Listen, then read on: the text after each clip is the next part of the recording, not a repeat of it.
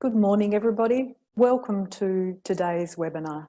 I'm Jessie Harman, Director of Harman Associates, and I'll be leading this session designed to help you win business through tendering. Before I start, I want to give you a little bit of a reminder about our Zoom platform. Firstly, to ensure the best sound quality, every participant this morning's microphone will be on mute. Secondly, we do encourage you, we do want questions. So as we move through this webinar, please feel free to type your questions into the question and answer box, and we will leave time at the end of the session for question and answers. Thirdly, by all means, take notes as we move through this webinar, but be reassured that we will be sending you a link to the webinar recording after the event. And for those of you that are interested in learning more, we will be offering a follow-up session and you can register through Commerce Ballarat for that. So as I said, welcome to today's webinar on leading business, winning business through effective tendering. Now I'm going to share my screen.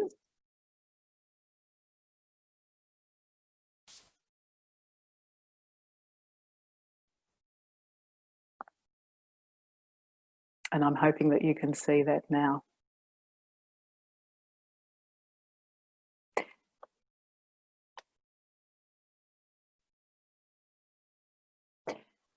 So let me just give you an overview of what we're going to cover this morning. Firstly, I'm going to touch on the importance of planning the tender process. I'm then going to look a little bit at what it is that tenderers or purchasers are actually looking for when they're assessing tender submissions. We'll then spend some time looking at how to actually write the tender document, and we'll look at some tips and hints in relation to the writing process. We'll then look at some key success factors, some things that will maximise your opportunity of being successful. And we're going to end the webinar by looking at where you can go for further information and help. Now, joining me today are some people that are very experienced in letting tenders, reviewing tender submissions. So I'm going to introduce these gentlemen individually, ask them to turn the camera on and say hello. So firstly, our panellist, John Fox from Federation University. Welcome, John. Thanks, Jessie. Hi, everyone. Next, we have on the panel Ian Munro. Ian's the Manager of Contracts and Tendering at Ballarat Health Services. So welcome, Ian. Thank you. Hello.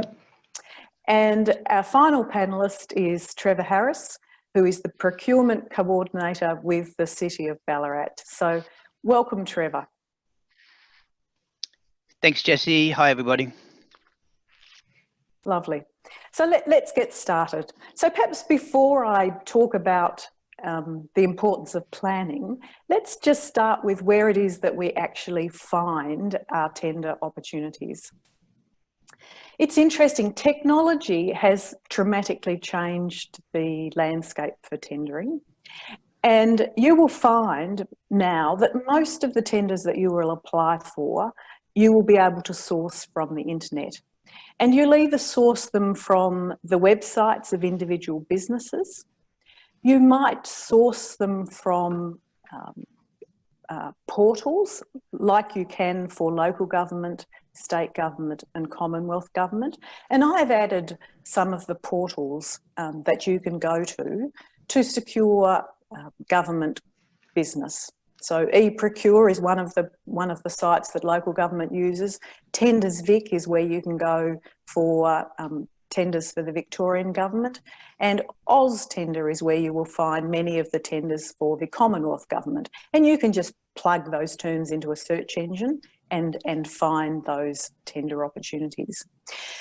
You can also visit the commercial tendering websites or portals. So there are organisations that have as their business providing tender platforms, I guess. And so you can go to places like Tender Search, Tenderlink, tenders.net, and identify tenders that you may like to respond to. You can register with these organisations and receive notifications about tenders that meet your criteria.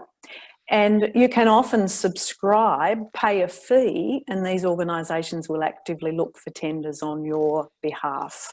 So commercial tendering websites or portals may be an option for you. So I said the technology has the upside of convenience. It has a downside as well, which is that it's very easy to be inundated with tender opportunities.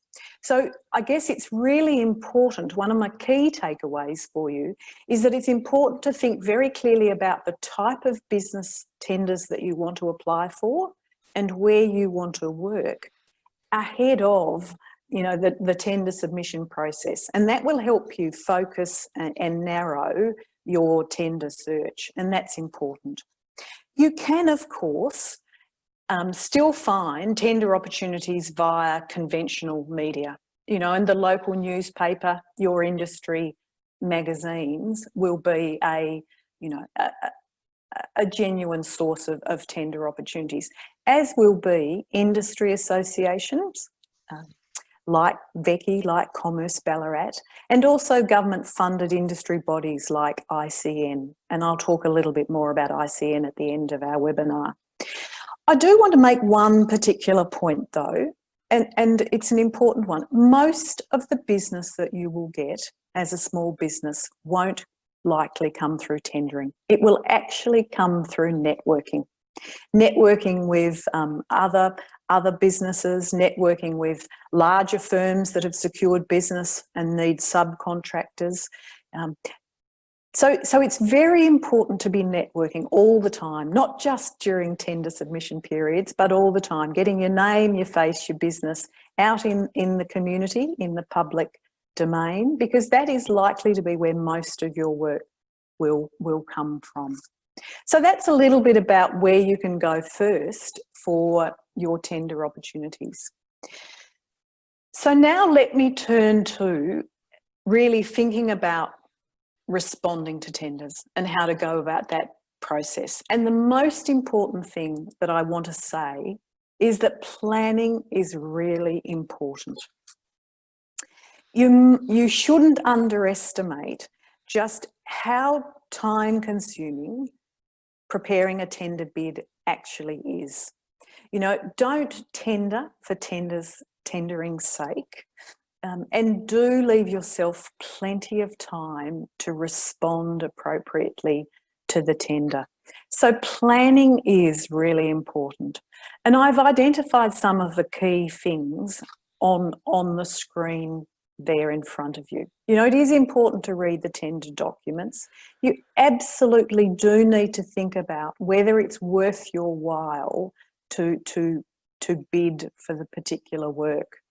Sometimes you will need to organise a bid team if it's a large bid that you're going for and you're having to pull information from all sorts of places. So organising that team may be important. It's very useful to do a checklist at the outset. Something that clearly identifies when it's due, what's required, which bits of information you need to prepare from or find from where, particular timelines that you need to meet. So preparing a checklist can really help you as you move through this process. It is important to get all the information into one central place if you can, and that will make accessing documents easier. I'm going to talk a bit about the importance of using the correct format and the correct templates. You need to leave yourself plenty of time to complete the submission document because that takes time. Similarly, you need to leave yourself time to review and edit the submission before it's lodged. And certainly, it's an uncomfortable feeling still writing a document 2 minutes before, closing time. We've all been there, but it's really something that you want to avoid. The other thing that I've suggested that you do is leave time after you've submitted the bid just to debrief. Particularly if there's been a team of people involved, just to think about what worked and what didn't work. Now that's the importance of planning, and I'm going to, I guess, touch on all of these things in more information as we move through this webinar. But as I said, planning is really important. You know, planning and preparation prevents poor performance, and it absolutely does when it comes to tendering. So I mentioned how important it is to really take time to consider whether it's worth your while to bid. You know, too often we just put a tender in for the sake of tendering without really considering important things. And I've identified 6 things on the screen there to help you make the decision. Do I bid or not? Is it worth my time or not? You know, is it a good fit for your business? You know, is it a good fit with your purpose, your goals, you know, your strategic plan? Similarly, what's the opportunity cost? If you go for this, what can't you go for? You know, so it's about, is it a good strategic fit? Can I meet the requirements of the job? You know, do I have what the purchaser is looking for? You know, it's a really important consideration. Do I have the licenses, the registrations, the accreditations? You know, if the purchaser has said they're important, you know, then they probably are. Do I have those things? You know, similarly, and this is really important if you're running a small business, can I do the work within the required timeframes?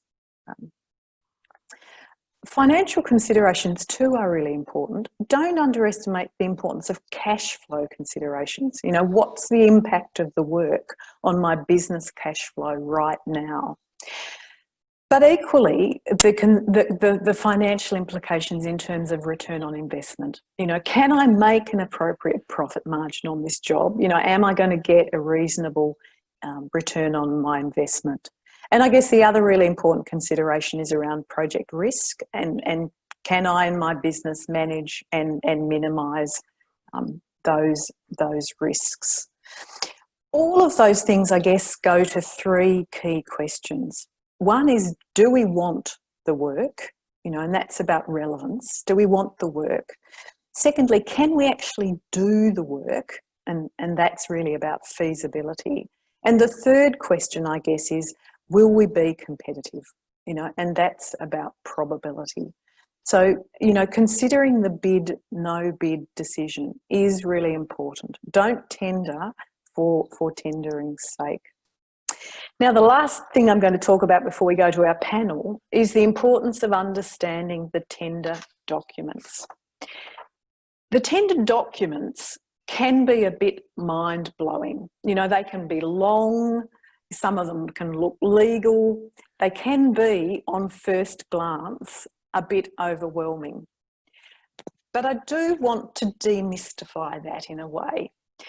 No matter how many pages there are, no matter how many sort of parts there are, they typically tend to boil down to 4 or 5 key parts. And you should look out for these when you look at the next sets of tender documents. The first part generally is called something like conditions of tendering. And it'll outline the rules of the tendering process, you know, the date that you need to submit the tender by, the format the tender needs to be submitted in, you know, any other important rules that sit around the actual tendering process. So the conditions of tendering is an important document, and you should read it, and you should have it, you know, at the ready. You know, just summarising those key requirements into a simple document is often a really good idea. The next set of documents will often be the contract, and that's the contract that you would be awarded or you would be subscribing to if you won the work. And so it is very important to read this document once. And if you aren't comfortable reading a legal contract, give it to your lawyer or even to your accountant, because it's important that you make sure that there are no uncomfortable clauses in that contract. You know, things like penalties, you know, things like terms and conditions of payment. You don't want to get any nasty surprises having won the job as a consequence of having not read the contract. So contract is important, but it's the document you can read once, understand, and then set aside. A very important part is the specification, and that's where the purchaser is really laying down, detailing the requirements of the goods or the services that they want to purchase. And this is likely also where you're going to find the evaluation criteria that the purchaser is going to use to assess the bid. So the specification, the spec, is a really important document. That's probably the one that you're going to have at the ready, and you're going to consult frequently. Again, you might like to just summarise a few of the key things that are in the specification to help you with that process. And finally, the schedules. And the schedules represent the submission template. And the important thing that I want to say is that if schedules are provided, you must use them. And you must complete them fully. And if you don't, your bid may be deemed to be non-conforming and it may be excluded from the consideration process. So where there are schedules, it's incredibly important to use them. So that's enough from me for the moment. I'm going to now turn to our panellists, and I'm going to start with John. So John, I'm in Federation University. You procure a lot of goods and services. Where do you locate your tender opportunities? Yeah, we're a little different to council or other government organisations in that we don't advertise in newspapers for every tender, but for the local tender opportunity in Ballarat, we are a member of Grow Ballarat, a government-funded organisation, and through Grow Ballarat we will advertise tenders on their LinkedIn or Facebook page. They don't actually use their website at the moment, but they will be doing that. So I'd encourage you to look at Grow Ballarat. If it's a targeted or specific tender that we want to get a supplier from the Ballarat region, we may advertise in the Ballarat Courier. But importantly, I would suggest, as you mentioned, Jessie, is that you register as a supplier on the tendering portals like eProcure or Tenderlink, and even pay for a subscription on Tenderlink or the like to be updated for forthcoming tenders, because they trawl other tender sites and then will alert you for future tenders, including ours. Another important area that we use is Vendor Panel. It's a portal that we use for our quoting system, and I'd encourage you to register as a supplier on Vendor Panel, and then you can have access to our quoting system. If you don't know how to access Vendor Panel, please contact our procurement department at Federation Uni. Hopefully that gives you a little bit of an overview. Yeah, that does. Wonderful. Trevor, what about local government? Where does local government, I mean City of Ballarat and local government more generally, where do you locate your tender opportunities? Yep, thanks, Jessie. City of Ballarat advertises all their tenders on eProcure, and that can be accessed through the council website. We also advertise in the local weekly paper, the Ballarat Miner, and other councils around use eProcure or Tenderlink as their two main sources for advertising their tenders, and other councils use the Courier and sometimes the Age. I would recommend, if you're looking specifically for local work, that you can go on and register through the council's website to eProcure or Tenderlink, and there usually isn't a charge when you do it through those councils, as the council incurs the charge. Hopefully that will help you out a bit. Yeah, wonderful. That's great. Now, Ian, you look at a lot of tender submissions and put out a lot of tender documents. What are the particular things you think bidders, businesses should look out for in the tender documents themselves? So there's a big list I can go through, but probably my top ones, or some secret ones even. Number one would be closing date and time. It's pretty obvious, but the number of times people have called me or contacted saying, I've left it down to the wire, I've missed out, can I submit? You know, it's not the best. And yeah, I suggest submitting it the day before, not on the Friday or the Thursday, whenever it's the day before. That way, if there's anything you missed out, you've still got that little buffer. Just day before, put that in your mind. That's the best thing to do. And something interesting is obviously from a BHS point of view, we're pumping out tenders all the time, and there's about 100 different departments internally who are creating specs and all these kind of things. Something interesting to look at is the comprehension of what's being asked for. I've seen all sorts of tender specs externally, internally, that are very light, or they're very heavy, or they're very medium kind of. I like to use the word juicy, but they're the details of what's been asked for. And sometimes you'll see specs which are a little bit on the light side. So this kind of tells you, okay, they kind of know what they want, but they're not experts in their field. So, and if you are, that's your chance to shine. Open up exactly all about what they want.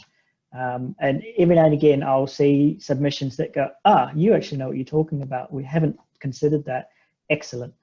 And then we use that and bring it forward. So yeah, just look at the comprehension of what's been asked for as well. That's a top tip for me. Fantastic, thank you. That's great. All right, so we've talked about the planning process.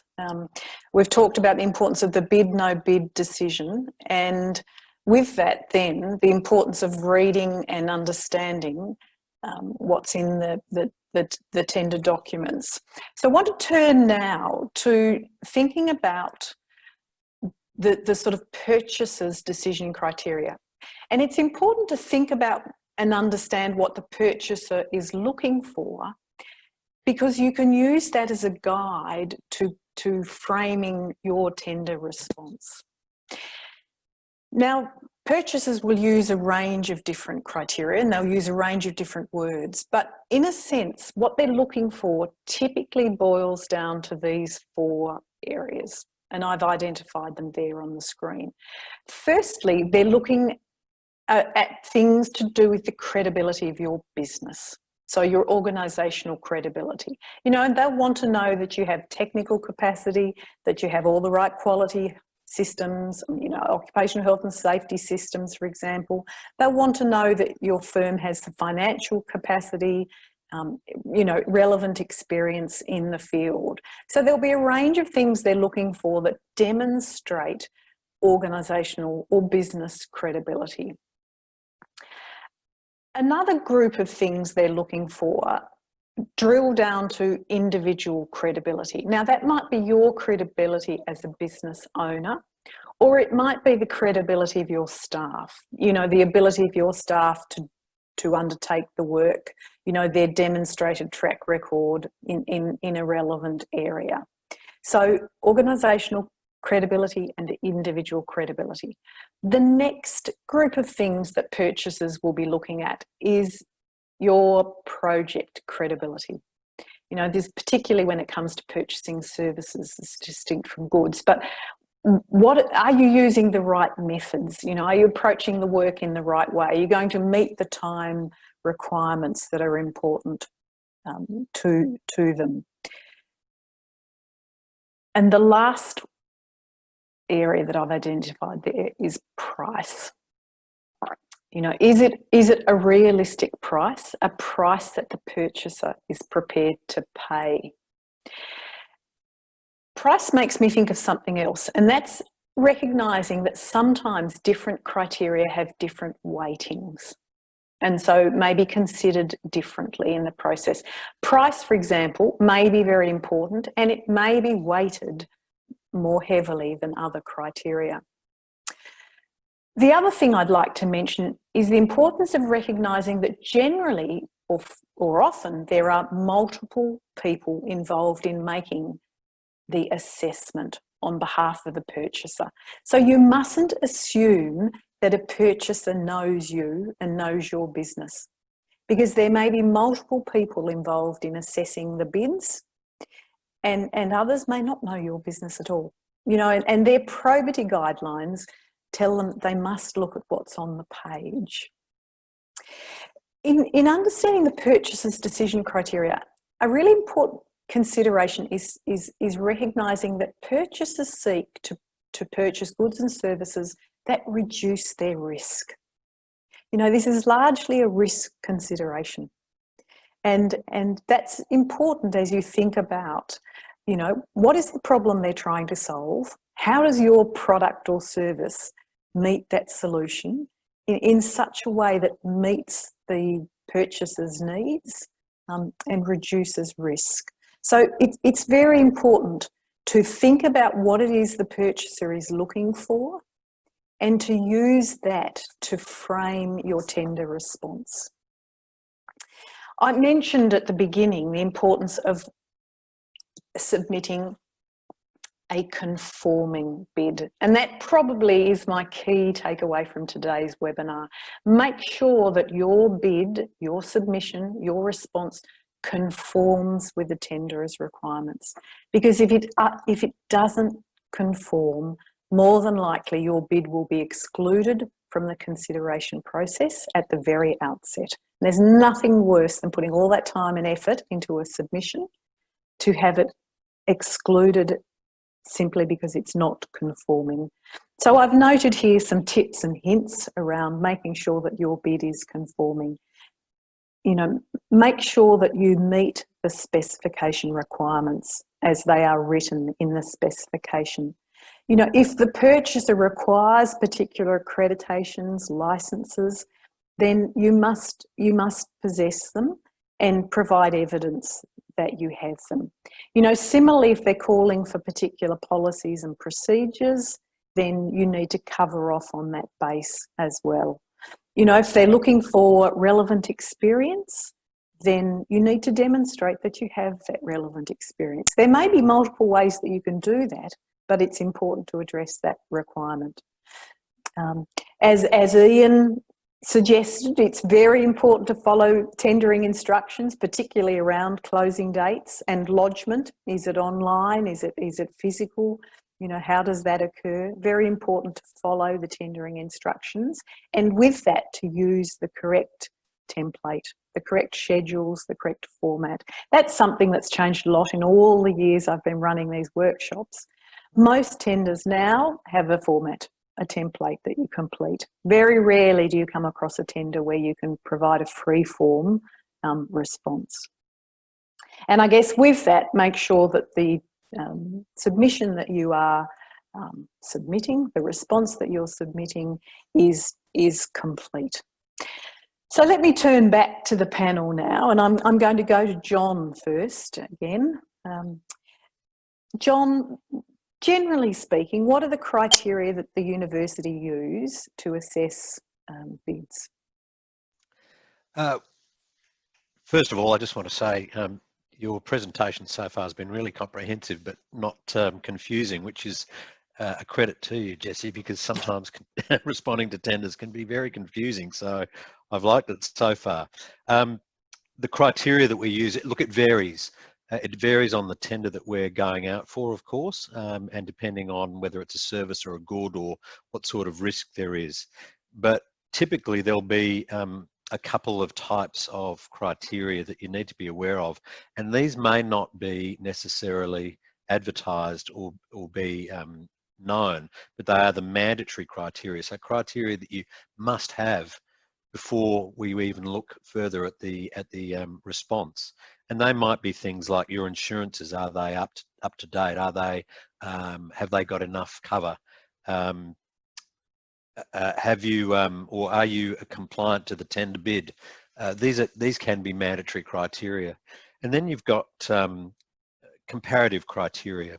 Before the mandatory, you might have conforming or non-conforming. And conforming can be partially conforming. As an example, an insurance may be mandatory, or it may be conforming, where we'll allow you the flexibility to change your insurance if you state that in the response. But then the comparative criteria, and this has been touched on by Jessie, that it does depend on the type of tender that you're responding to, and price may or may not be the most important, but it is always going to be part, I think, of a tender. And some councils I know have a minimum pricing criteria that is weighted quite heavily, so price is the most important. We don't have that at the university, and it will change depending on the tender. Other criteria are the capability. Are you able to perform the service as was been touched on? Have you got previous experience? That may or may not be an important criteria, and that can be difficult if you're trying to get into the market. Are you locally based? And this is important for the Ballarat region. That's a big part now of government and quasi-government organisations, is the social responsibility that we have, and that might be looking after Aboriginal or Indigenous suppliers, or giving a higher priority to locally based suppliers. And given the circumstances we're in at the moment, they may well be more important in the future. Hopefully that gives you a bit of an idea. Yeah, that's wonderful. That's great. Thank you, John. Trevor, again, you look at a lot of tender submissions. What would you consider are the sort of common, easy mistakes that bidders make? Probably the biggest one that tenderers make is they fail to address the evaluation criteria, which you have already spoken about. So often the criteria, the response is sometimes a one-line answer, which just does not give us the opportunity to learn about you and give us the confidence that this person knows what they're talking about. So the evaluation criteria, it's really important that it's answered succinctly and as much information as you can get without going into a 40-page document, because again, we don't have the time to sit down and read that. So keep your answers succinct, but make sure that it covers off the actual evaluation criteria. I guess very similar to applying for a job. And the second one, I think, is going on from that, is not completing the required schedules. They're there for a reason, and if they're not completed, that sometimes can make you non-conforming. So I think it's really important that the schedules are completed, as well as along with all other information that whoever the tenderer is asking for is brought back to us. Thanks. Wonderful. That's great. Ian, I'm interested, considering Ballarat Health Services, what are the sorts of rules that sit around your purchasing processes? Muted there. Thank you. So if we want to buy something or procure something, if it's $10,000 or less, or the value, we have to get one quotation. If it's 10 up to 25,000, we have to get two. If it's 25 to 150 is 3, and anything that is greater than 150,000 total contract value, we will go to a public tender, or at least to a tender. And just to follow that up, Ian, where do most of the tender opportunities fit in that scale that you've just provided? That's a good point. Sometimes we do tenders for lower value items as well, for one reason or another. But most of our tenders would sit in the 150K and above.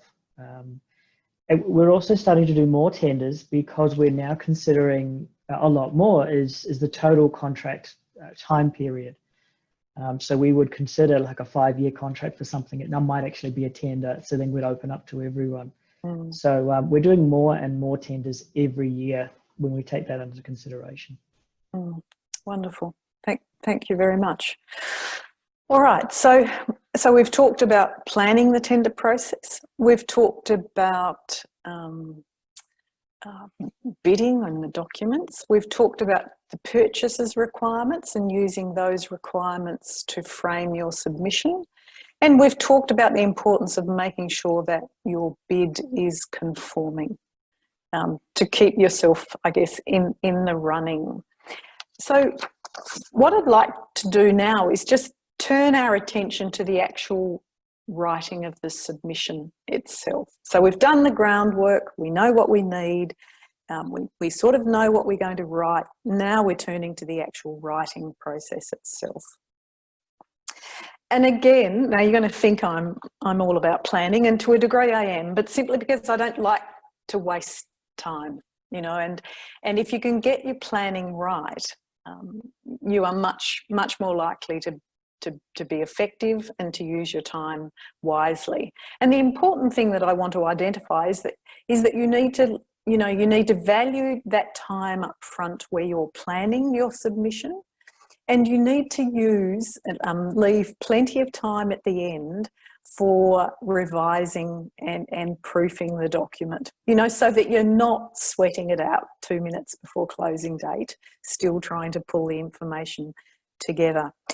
The other thing, of course, that if you leave plenty of time for revising and proofing your work, if in the end you do need to call on somebody for assistance, you still have time to do that.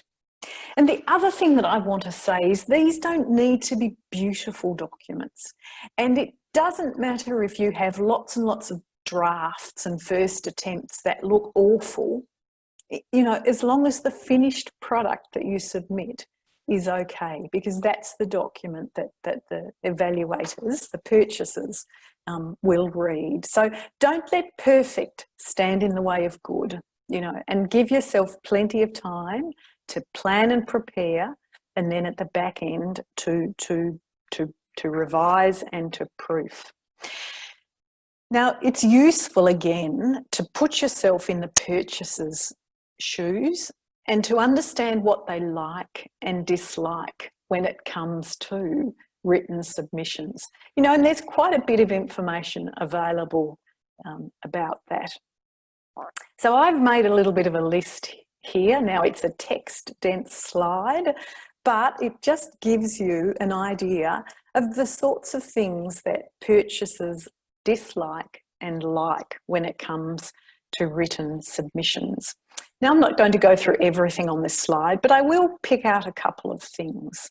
Now, if we look at the dislikes, you know, many purchasers will very quickly tell you they dislike verbose, wordy submissions. You know, they've got lots and lots of these submissions to read. They like to read submissions that are to the point, concise, and just say as much as needs to be said.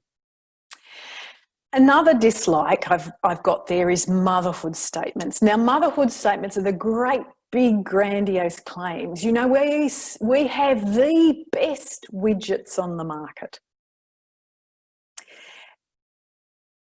But if anyone can make statements like that, unless you back that up with evidence, it is generally a worthless claim. So avoid motherhood statements. Make sure you back your claims up, and you will make claims, but make sure you back them up with evidence. Do avoid the cut and paste bid. You know, we all cut and paste. You know, it's one way of saving time. But if a bidder sees 5 different fonts and very inconsistent language, they will know that you're cutting and pasting from other tenders that you've written. And really, that goes to attention to detail. And if you can't attend to the detail in a submission, then they will worry that you can't attend to detail when it comes to the product or the service that they're purchasing. I've mentioned the importance of conforming. The other dislike that's worthy of mentioning is those submissions where the business doesn't differentiate themselves from other competitors. You know, you do need to identify how your business is different from everyone else in the marketplace.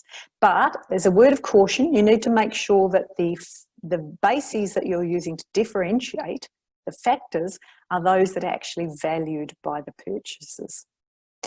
I've identified some likes there, and they're just what you'd imagine. You know, concise, complete, comprehensive, and reasonable, fair and honest. So there's a number of likes and dislikes. And I've just got a couple of other simple tips for writing effectively. You know, simple, familiar words. You know, don't pretend to be anything that we're not. Use simple, familiar words. Use short sentences that are easy to read. Just, you know, plenty of paragraphs, plenty of white space to make, you know, to make the document easy to read. You know, a rule of thumb somebody once said to me was, imagine they're all sitting at home Sunday night tired reading your tenders. You know, make it easy for them. I don't for a minute suggest these gentlemen do that, but, you know, the principle, make it easy, make it simple, make it, you know, be helpful, is, I think, a very good one. You know, be brief. Use persuasive words. You know, I mean, action-focused persuasive words are important. This is a marketing document after all, but as I said, avoid the big motherhood statements without evidence to back up the claims. If in doubt, I always encourage tenderers to use the language from the tender document. You know, using the language that you see in the tender document is a way of saying, I get you. You know, we understand your problem. You know, we know what you're looking for. You know, so don't be afraid to use the tender document. Perhaps the other comment that I would make here is, don't ever be concerned that you feel like you're repeating yourself. Quite often tender documents will actually require you to repeat yourself in various parts of the tender submission. That's absolutely okay. All right, now I'm going to go back to the panellists, and I'm going to start with John. So John, gosh, John, I'm sorry I've started with you the whole time. I'll try and change the order next. What are your likes and dislikes when it comes to reading submissions? Well, your presentation so far is spot on. It's really exactly what I would have suggested, but a couple of key likes are to answer the questions and don't get carried away, as you've said here, with motherhood statements or overly long responses, but answer what has, so reread the question if you're not sure and answer it. And if this is a key takeaway, is if you're not sure of what the question is, or it's not as concise, clear as it should be, then please ask for clarification. You are allowed to, up to a certain time limit of the tender response, to ask the tenderer, us, for clarification if required. We will generally, as long as it's not your intellectual property, let other responders know what it is, because that will help in other responses. So please, if you're not sure, ask, and be to the point. Some dislikes, and you've mentioned about overly long and motherhood statements. Look, I've seen responses that are generally just the sales pitch, like a PDF brochure, and that, I mean, it sounds a bit harsh. I look at it as a bit lazy, and it might not answer the questions directly, as I've mentioned. And as I've also mentioned before about it being overly long, don't make it overly long if you can avoid it. As Jessie said, brevity, get to the point. And you're right, don't worry about repeating yourselves, because if that's your number one expertise, or where you're good at that, that's good to repeat it, so people are aware that that's what you're good at. Thank you, that's great. Ian, from Ballarat Health Services perspective, what are your likes and dislikes? Thank you. Mirroring a lot of the previous statements of, you know, don't make it really big, don't put puffery statements in. We know you're the world's best, but so is all the others. One thing we don't like reading is who was your previous customer that you submitted the tender on. Every now and again they'll say, oh, okay, you're also going for that, and you're also going for that. Not the best look. And just a note that if you do need to attach, maybe you do need to make it bigger than Ben-Hur for whatever reason, answer it in the response schedules, but then say additional information can be found on attachment 1, attachment 2, attachment 3. Wow, that makes such a big difference. because you just get that nice, concise document, boom, read through. Do I need information? Yes, okay, I'll go refer to it. If I don't, look, that's fine. I'll keep going. So yeah, you can include more, but just leave it as an addendum. Yeah. Wonderful. Thank you for that. Now, Trevor, I'm going to come to you when we talk about our top tips. But before I do, let me just move on to some of the key success factors. So we've looked at planning, we've looked at preparing the submission.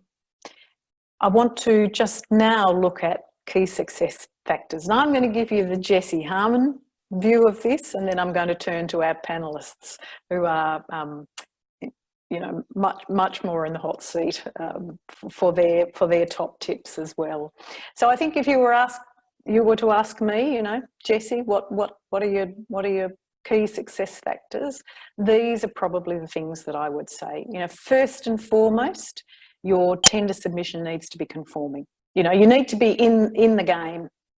First and foremost. So it needs to be conforming. It needs to be complete. So it does need to address the purchaser's requirements. Equally, it needs to provide all the information that you need and want to provide to demonstrate that you are the best bid.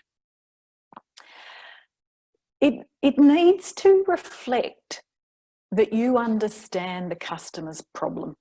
You know, because that's what customers purchase. They purchase solutions to problems. You need to reflect an understanding of what it is they're wanting, and how your product or your service helps them meet those needs. Similarly, it needs to be persuasive. It is essentially a selling document. You are selling your business, your product or your service as the best solution. So it does need to be a persuasive document. It needs to emphasise the right things, you know, and the right things are generally the things that the purchaser is looking for, and so you need to think about that in advance, and you need to make sure that you're emphasising the right things, the things that the purchaser values.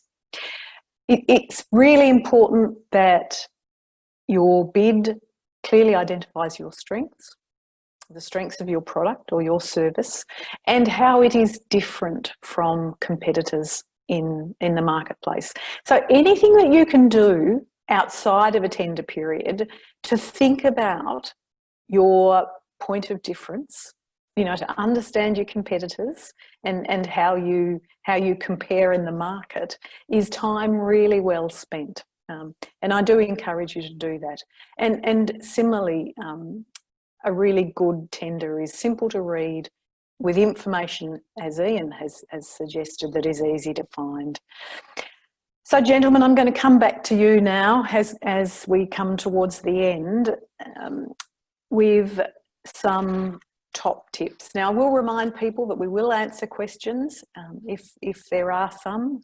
There's one question, a good one, that I know we're going to get to, but if you have others, please don't hesitate. No such thing as a silly question. So, gentlemen, I'm really just going to ask you for your two top tips, and I'm going to start with Trevor. Trevor, I mean, you know, what are your two pearls of wisdom? Well, Jessie, congratulations. That was a great presentation. I don't think you need us because you've covered everything off here.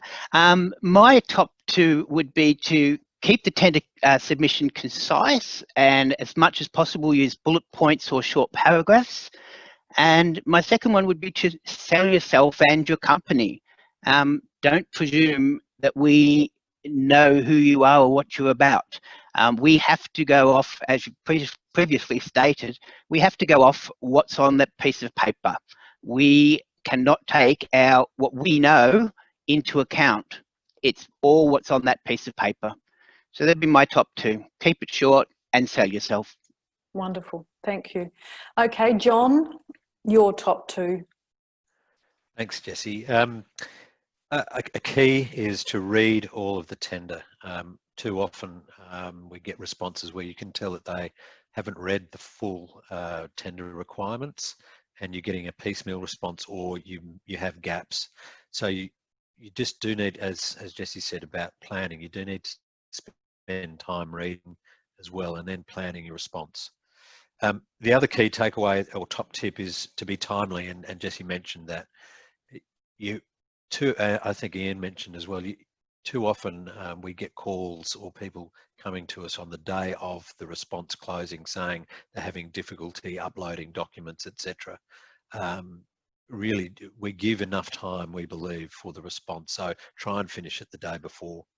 And to that end, a top tip is understand that 99% of responses now in tenders are electronic. They're not done through a tender box in a hard copy. So you do need to know how to respond using an electronic portal. If you don't have the confidence, then please come to the organisation that's got the tender out, or your accountant or someone who might be able to help you. Because if you don't know how to respond electronically, you will miss out on tenders. It's a good point. And John, I think sometimes that we forget that tendering organisations can see in the background what's going on as people try to upload documents, and they can see if something's been uploaded at 11:59, Yes. 1 minute before midnight. So, Yeah. technology is an interesting thing, but it's a good point about needing to understand that that's how most submissions occur. So thank you for that. Ian, your top tips? Two of them would be give it to someone who doesn't know a thing about what you offer, and do they understand it? Do they have any questions? I like to use this every now and again on tender panels. I'll grab someone who's not belonging to that department, and they will pick out things that everyone else is focused on, and they'll go, hang on a sec, what about this? What about that? Oh, okay, yeah, didn't think about that. So as an alternative, give it to, not necessarily random, but give it to someone else who's not involved and see if they understand and it flows properly. Another idea is, or top tip, if it's not a mandatory criteria and you're missing a specific policy or process, state what you would do should you be successful. So if you don't have it, what would you do should you get the tender? Also, another way is to explain what the equivalent things you're doing at the moment. So I come across this every now and again where we ask for environment policy of IE or ISO something, something, something. And it's not a mandatory criteria, but we're asking, what are you doing? You could already be doing a lot of those things. So like focusing on recycling, what do you do? Oh, we do this and we do that. And we always try and do this. And so that's also a really good answer if you don't have something. So don't just leave it blank, fill it in, and chances are you are doing something similar to that. And that's also a good response. That's wonderful, thank you. Because those requirements around OHS and environmental, they can be a sticking point for small businesses in particular. So that's a great tip. All right, thank you very much for that. Now, I want to, I guess, close really in a very sensible place, which is where you can go for additional information. There's a number of places that you can go for, I guess, help, advice, and support. One of the organisations, a government-funded organisation that can be particularly effective in helping small businesses in particular connect with tender opportunities is ICN, Industry Capability Network. And many of you may have met Andrew Bradley. And Andrew will be involved in our follow-up program if you're interested in learning a little more about tendering. But ICN is a useful resource for small business, and you can register with ICN. And again, just plug it into your email or contact Jodie and Zoe, and they'll give you that information. Similarly, your industry associations are a good source of information and support. Any of the commercial tendering organisation websites that I've mentioned at the beginning of this webinar, they'll often have, written advice, information and support. They provide, at a fee, services to help organisations that want to respond to tenders, you know, similarly as a first point of call, you know, Commerce Ballarat. And as I've indicated, we are going to offer a follow-up session for those of you that are interested in learning more about preparing tender submissions. It'll be a program comprising 3 one-hour virtual sessions. If you're interested in learning more and you'd like to take that opportunity, then I do encourage you to email Zoe at Commerce Ballarat. Now, I think panelists, we've stunned the audience with the comprehensiveness of the webinar. There's one question here, and Trevor, you partly addressed this, so I'm going to go to you first, and then I might just ask Ian and John if they have a different view. The question really goes to, is bullet point, you know, are bullet points, dot points acceptable in a submission? Yes, definitely. As long as they're not, and I will put a caveat on it, a one-liner.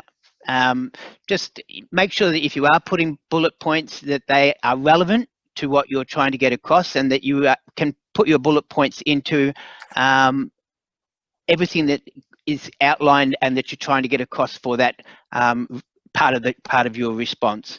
So from my perspective, yes, definitely bullet points are great things. Thank you. Just on that, sorry, John, just to add yep. to it, I think it was mentioned that a tender response is a bit like doing a job application for yourself.